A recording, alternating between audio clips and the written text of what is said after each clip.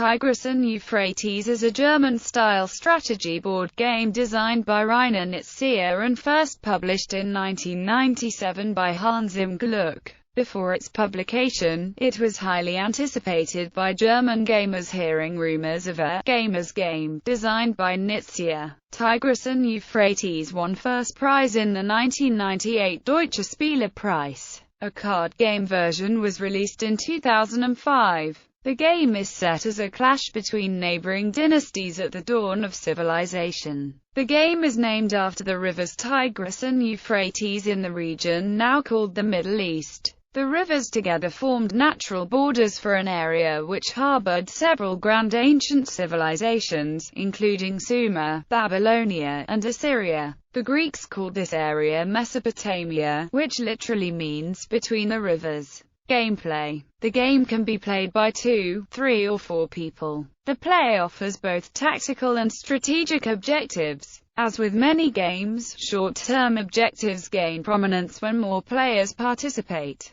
as players have fewer chances to follow up on previous moves. Luck plays a role, as players draw tiles from a bag, but it is seldom decisive. Players may selectively discard and redraw their tiles at the cost of 1 action point, of which each has 2 per turn. The game does not use dice. The board is a map of the 2 rivers, marked with a square grid. There are 4 types of tiles with corresponding leaders: temples and priests, farms and farmers, markets and merchants and settlements and kings. The game starts with 10 isolated temple tiles already placed on the board. Players play tiles and leaders onto the board, creating and expanding regions and kingdoms. Monuments may be built on the board when 4 tiles of the same color are played into a square pattern. 2 leaders of the same type cannot coexist in the same kingdom. Internal conflicts are caused by players adding a second leader of a type to a kingdom. External conflicts are caused by players playing tiles to merge 2 existing kingdoms.